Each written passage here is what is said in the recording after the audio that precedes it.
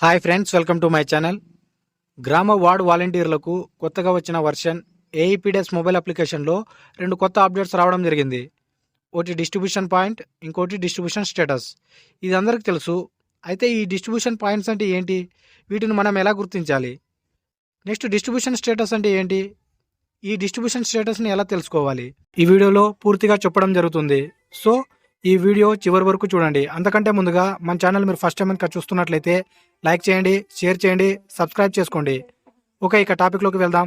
ముందుగా distribution points అంటే ఏంటి, వీటిని ఎలా గుర్తించాలో తెలుసుకుందాం. డిస్ట్రిబ్యూషన్ పాయింట్స్ అంటే వాలంటీర్కి కేటాయించిన తమ క్లస్టర్ పరిధిలోని కుటుంబాలకు ఎండియు ఆపరేటర్ రేషన్ పంపిణీ చేయాల్సిన స్థలాన్ని క్యాప్చర్ చేయడమే ఈ డిస్ట్రిబ్యూషన్ పాయింట్స్. మీ క్లస్టర్లో 10 నుండి 15 ఇళ్లకు గాను ఒక లొకేషన్ని గుర్తించాలి. అంటే 50 ఇళ్లకు గాను 4 లొకేషన్ క్యాప్చర్ చేయాల్సి ఉంటుంది. ఈ డిస్ట్రిబ్యూషన్ పాయింట్స్ని ఎలా క్యాప్చర్ చేయాలో చూద్దాం. ముందుగా యాప్ ఓపెన్ చేద్దాం. ఓపెన్ చేయగానే ఈ విధంగా కొత్తగా డిస్ట్రిబ్యూషన్ పాయింట్స్, డిస్ట్రిబ్యూషన్ స్టేటస్ 2 కొత్త ఆప్షన్స్ అయితే కనిపిస్తాయి. డిస్ట్రిబ్యూషన్ పాయింట్స్ మీద క్లిక్ చేద్దాం.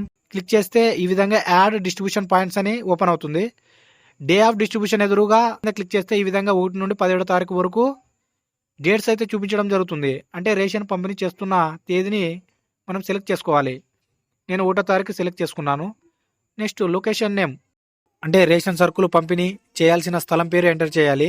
ఎగ్జాక్ట్లీ అక్కడ ఉండే లొకేషన్లో పక్కన ఉండే హౌస్ పేరు ఎంటర్ చేసి నెక్స్ట్ వాళ్ళ మొబైల్ నంబరు, హౌస్లో వాళ్ళ మొబైల్ నెంబర్ ఎంటర్ చేస్తాం. ఎంటర్ చేసి కింద క్యాప్చర్ లొకేషన్ ఉంది కదా, దాని మీద ఆ చెక్ బాక్స్ మీద క్లిక్ చేయాలి. క్లిక్ చేస్తే ఆ లొకేషన్ అనేది క్యాప్చర్ అయిపోతుంది. Next click to add more location మీద క్లిక్ చేసి ఇంకో 3 లొకేషన్స్ యాడ్ చేశాను.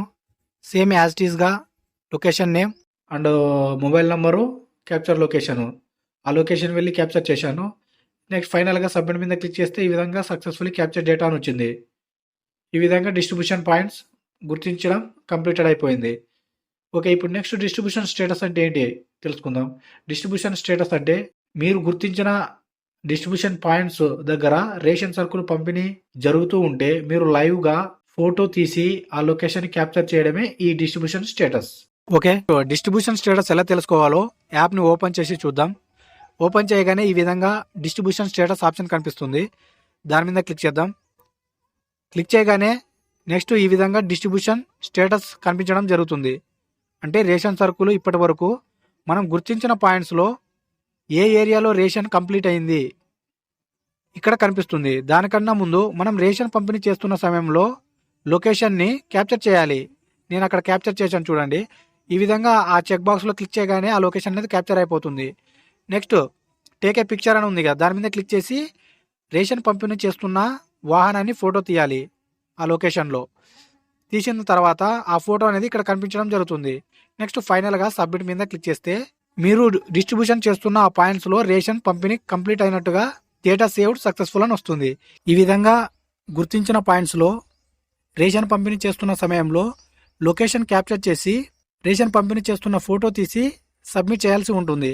ఓకే, మన ఛానల్ మీరు ఫస్ట్ టైం కనుక చూస్తున్నట్లయితే లైక్ చేయండి, షేర్ చేయండి, సబ్స్క్రైబ్ చేసుకోండి. Thank you for watching.